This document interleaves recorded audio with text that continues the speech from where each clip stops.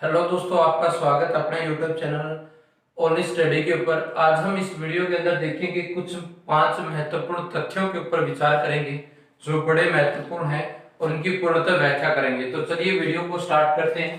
पहला पॉइंट देखा कि भारत की सबसे लंबी नदी कौन सी होगी। तो भारत की सबसे लंबी नदी हमें पता है कि भारत की सबसे लंबी नदी है बच्चों गंगा। गंगा जो है भारत की सबसे लंबी नदी है जो 2525 किलोमीटर है।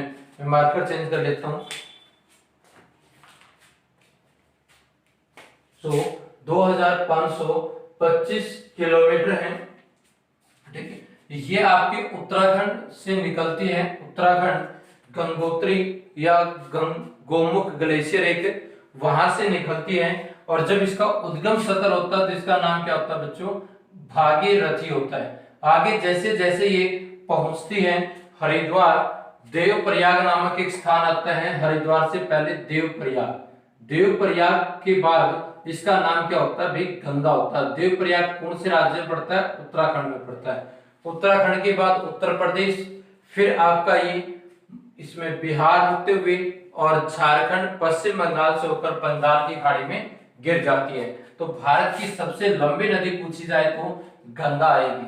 उसके बाद भारत की सबसे बड़ी नदी पूछा जाए तो आंसर होगा बच्चों ब्रह्मपुत्र नदी। ब्रह्मपुत्र नदी जो मानसरोवर झील तिब्बत वाले एरिया से निकलती है, अरुणाचल प्रदेश असम होते हुए ये क्या हो जाती है? बांग्लादेश में चली जाती है। तो ये भी पॉइंट्स ध्यान में रखना।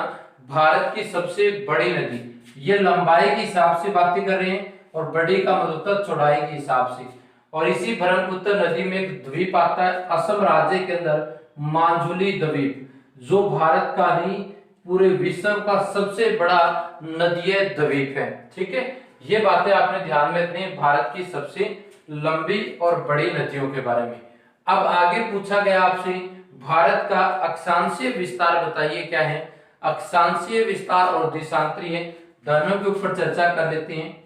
देखिए बच्चों, हम बात करते हैं यहाँ पर, जैसे ये हमारा भारत का मानचित्र हुआ और यहाँ पर द्वीप आते हैं और एक द्वीप आता है ये बड़ा, जिसे अंडमान निकोबार बोलते पूरे को, और इसका नाम है ग्रेट निकोबार। यहां से एक रेखा गुजरती है 6 डिग्री 4 मिनट उत्तरी अक्षांश, क्या बोलेंगे इसको? उत्तरी अक्षांश। और एक रेखा बिल्कुल यहां से जम्मू कश्मीर होते हुए 37 डिग्री 6 मिनट उत्तरी अक्षांश, ये भी उत्तरी अक्षांश कहलाएगी दोनों ही। तो भारत का अक्षांशीय विस्तार 6 डिग्री 4 मिनट से लेकर 37 डिग्री 6 मिनट तक है।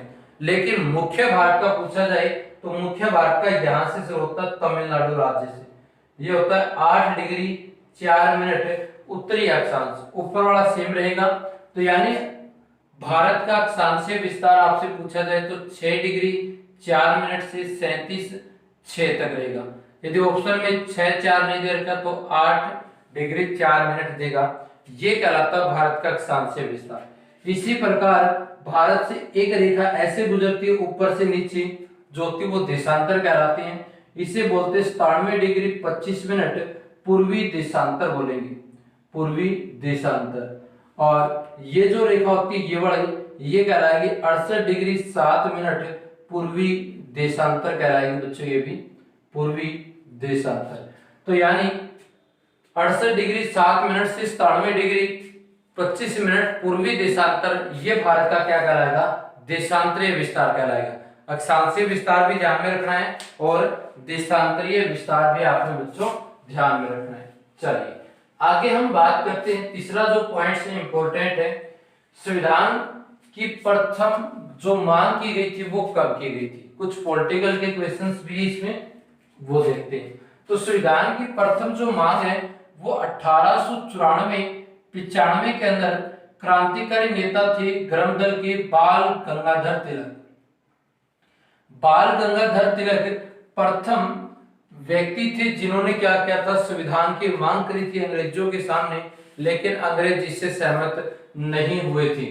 फिर 1934 में मानवेंद्र नाथ रॉय प्रथम व्यक्ति थे जिसने संविधान सभा की मांग की थी। संविधान सभा की, इसने सिर्फ संविधान की थी और संविधान सभा की मांग 1934 में मानवेंद्र सिंह रॉय के द्वारा की गई थी। ये बात पे आपने ध्यान में रखना है। फिर कैबिनेट मिशन आया था 1946 में, उसके तहत ये जो संविधान सभा भारत में बनाई गई और 26 नवंबर 1949 को भारत का संविधान बनकर तैयार हुआ और 26 जनवरी 1950 को भारत का संविधान लागू हो चुका था। ये बातें आपने ध्यान में रखनी है भारतीय संविधान से जुड़ी हुई। उसके बाद आगे देखते हैं बाबर द्वारा लड़े गए जो युद्ध थे वो कौन कौन से थे। भारत में बाबर की एंट्री हुई थी, ठीक है। यूसुफजाई जातियों से भी इसका आमना सामना हुआ था, लेकिन इसके अपने एग्जाम में 4 युद्ध पूछे जाते हैं, बड़े इंपॉर्टेंट है। सबसे पहला आता है पानीपत का प्रथम युद्ध होता है। दूसरा आता है इसका खानवा का युद्ध। तीसरा बच्चों यहां पर आता है चंदेरी का युद्ध। अब इन्हीं के ऊपर हम चर्चा करेंगे। चौथा जो आपका यहां पर आता है बच्चों वो आता है घाघरा का युद्ध।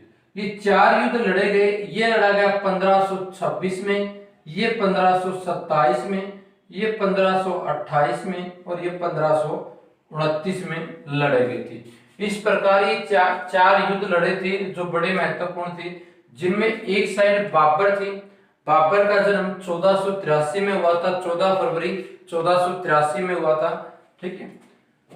तो 1526 में जो युद्ध लड़ा था, एक तरफ बाबर थे, दूसरी तरफ दिल्ली के अंतिम सुल्तान के रूप में नाम जाना जाता है इब्राहिम लोदी, ठीक है। क्योंकि इस युद्ध में इसको मार दिया गया था इब्राहिम लोदी को, तो इब्राहिम लोदी दिल्ली के अंतिम सुल्तान कहलाते हैं, ठीक है। और ऐसे सुल्तान जो युद्ध स्थल में मरे थे वो भी हमारे कौन थे, इब्राहिम लोदी थे। इब्राहिम लोदी और बाबर के बीच हुआ, जिसमें इब्राहिम लोदी की मृत्यु हुई और इब्राहिम लोदी का मकबरा वर्तमान में पानीपत हरियाणा का एक जिला है उसके अंदर ही है। उसके बाद 1527 में लड़ा गया राणा सांगा के साथ, जिसे कहा गया खानवा का युद्ध। और एक तरफ से बाबर, जिसमें राणा सांगा की क्या हो गई थी, हार हो गई थी और फिर इसको कैद करके जहर देकर इसकी क्या कर दी गई, हत्या कर दी गई थी। ये बात हमें मिलती है बाबरनामा के अंदर। 1528 में मेदिनी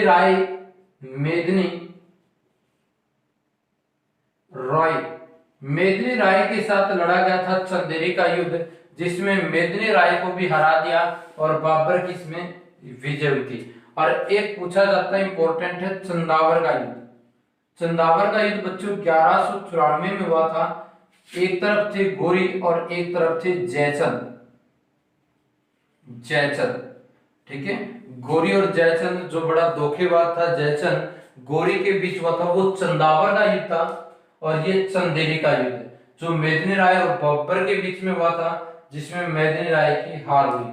और फिर हुआ 1528 में घाघरा का युद्ध। और घाघरा का जो युद्ध है वो हुआ था पूर्वी अफगानों के बीच, ठीक है, पूर्वी अफगानों के बीच हुआ था, ठीक है। और एक तरफ से बाबर है, जिसमें ये पूर्वी अफगान क्या हो जाते हैं, हार जाते हैं। इस कारण से चारों के चार जो युद्ध हैं वो किसने जीते थे, बाबर के द्वारा जीते थे। और बाबर ने एक नई यहाँ पर वंश की नींव डाली, जिसे कहा गया मुगल साम्राज्य। मुगल साम्राज्य 1526 से 1857 तक चला था। आगे हम बात करते हैं, लास्ट जो पॉइंट है भारतीय संसद के बारे में कुछ बातें करते हैं। भारतीय जो संसद भवन है वो 1921 में बनना स्टार्ट हुआ था और 1927 में बनकर तैयार हुआ। और लॉर्ड इरविन ने हमारी संसद भवन का उद्घाटन किया था। उसके बाद संसद का जो वर्णन है आर्टिकल 79 में है, जिसमें कहा गया कि भारतीय जो संसद है वह लोकसभा, राज्यसभा और राष्ट्रपति से मिलकर बनेगी। राष्ट्रपति का वर्णन संविधान के अनुच्छेद 52 में है, ये अनुच्छेद 80 में, और लोकसभा का वर्णन 81 में। तीनों से मिलकर हमारी क्या होगी, संसद का निर्माण होगा। और लोकसभा और राज्यसभा जो है वो विधायक पालिका के अंग है, यानी लोकसभा और राज्यसभा हमारी क्या है, विधायक पालिका है। विधायक पालिका जो क्या करती है, कानून का निर्माण करती है। कानून का निर्माण विधायक पालिका के द्वारा, कानून को लागू कार्यपालिका के द्वारा, और कानून पर सजा या न्याय करना वो न्यायपालिका का काम होता है। ये बातें आपने ध्यान में रखनी है। और भारतीय जो संसद भवन है वो हमारा दिल्ली के अंदर है। लोकसभा में हमें पता है कि टोटल 552 सदस्य हो सकते हैं, लेकिन वर्तमान में 545 सदस्य हैं। आगे क्वेश्चन आएगा उस पर हम चर्चा करेंगे। और राज्यसभा में हमारी 250 सीटें, लेकिन वर्तमान में 245 सीटें हैं। ठीक है, ये बातें आपने ध्यान में रखनी है। हमारे 5 क्वेश्चनों से संबंधित हमने कुछ चर्चाएं की थी। इसी प्रकार की वीडियो आपको चैनल पे मिलती रहेगी। वीडियो देखने के लिए बहुत बहुत धन्यवाद।